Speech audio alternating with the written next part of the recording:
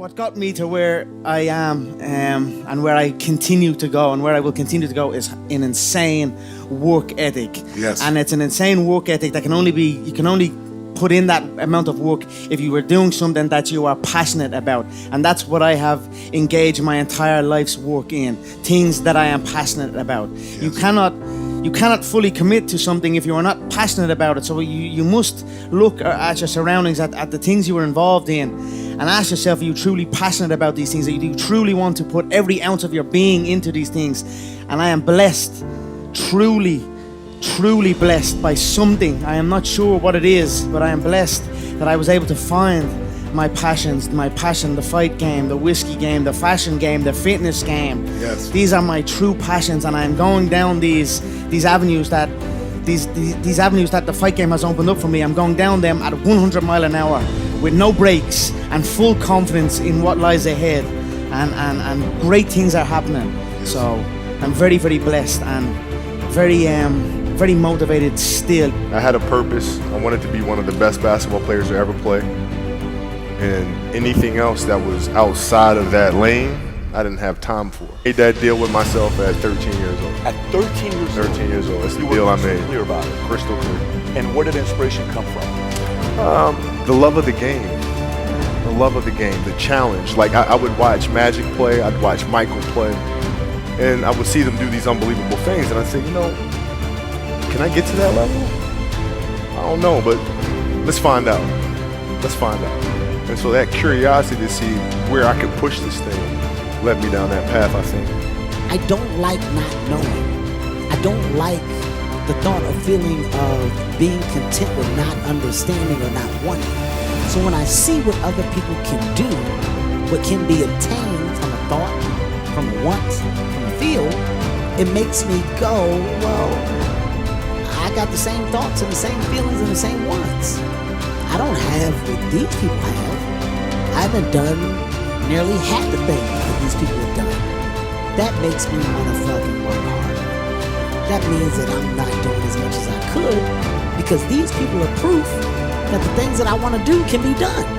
I'm not looking at one person that got lucky. If I'm looking at 44 people that are doing amazing shit, why aren't I number 45? When I look and I sit in a room and I'm with Oprah and I see Hove and I see Jeff Bezos, I don't sit in awe.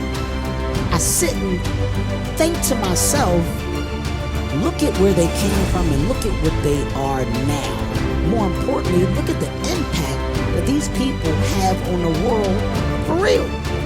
There's a major impact that comes from individuals. That impact can be an impact of change, positivity, feeding the world. It can be so much more that you never sought out to do.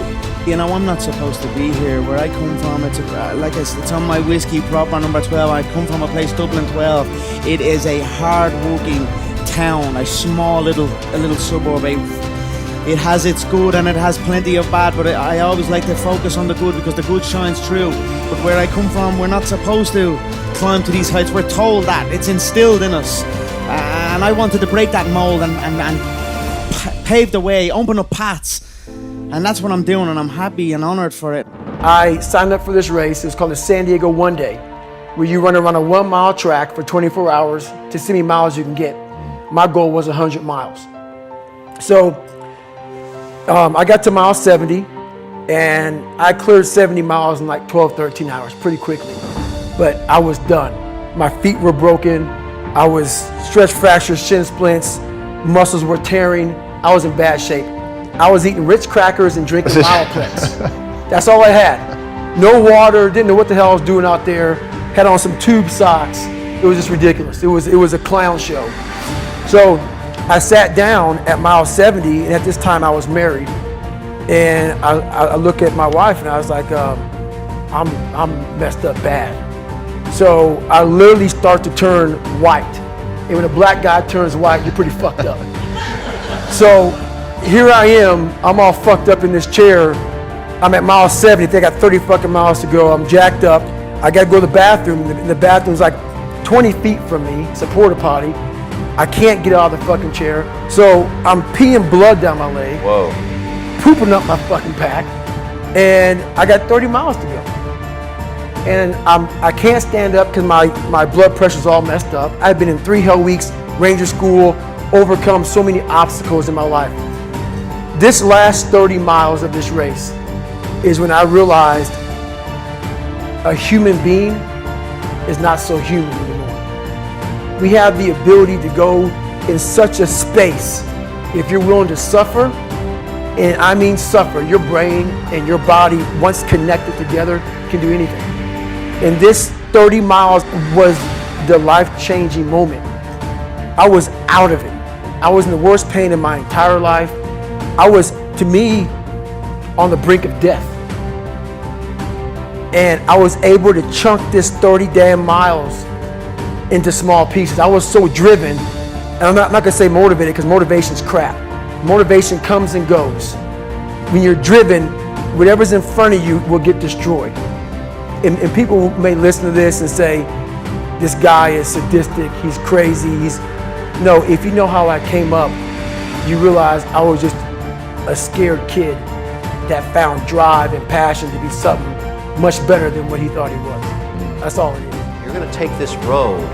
There's a huge sacrifice that people don't think about. You know, most people think, oh, I'm going to start a company, 2 months later it's going to be worth $1 billion, and I'm going to make a fortune. That is actually not what happens to 99% of people. 8 out of 10 fail.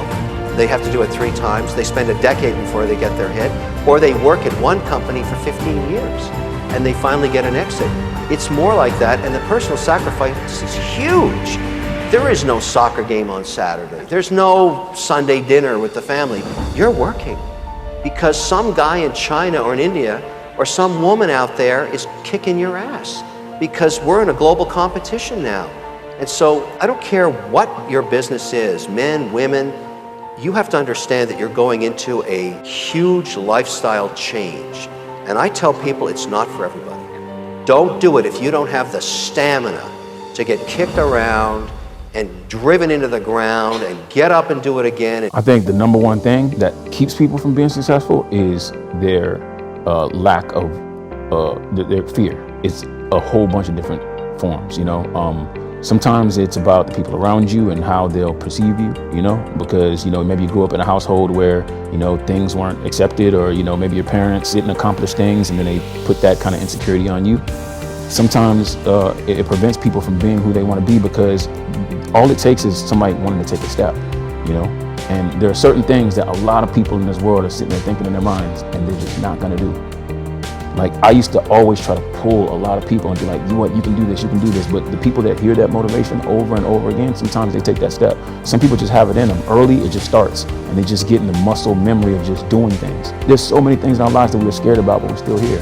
We made it past all these things. I guess during my life, I saw so many things that seemed scary and was able to make them through, that it's just like now, the things that seem so scary to people is just not as scary to me. You know, when I think about venture capitalists and tech and entrepreneurship and all these people from MIT and Stanford, you know, it was a little intimidating before I got into it, but I was like, if you've seen where I came from, what I've been through, like I've seen some things that I wouldn't wish on any kid to see. So I'm like, it just doesn't seem that scary to me. And if you fail, so what? You know, you start over, you do it again. But most people, that fear of failure is the thing that I think prevents them from like really being successful. When you tell people the answer to success, it's a lot of hard stuff. You got to work hard, right? Nobody wants to hear that. Everybody wants a shortcut, you know? Some people understand that. They appreciate the progress, you know? If you tell people right now, hey, if you want to lose this many pounds, this is what you got to do. There's no short solution. But every time, there's still people out there selling whatever Herbalife treatment or whatever to try to get you the quick, short route because people believe that, you know what, I'm going to do it the easy way. And there is no easy way. So when I tell people that, it's very blunt, it's very straight to it. You have to want to do it. But the best way I try to explain it is like, you know, when you're chiseling on a rock, you know, you can chisel for a long time and you can chisel 100 times, 200 times, 300 times, and it won't break. And then when you get to 5,000 times, it finally breaks. But all the work that you did is what made it break. It's not like the last one just broke it, you know what I mean? It takes that, but sometimes people don't want to start that journey, you know? They don't want to get on the mission of like, you know, becoming the best that they can be.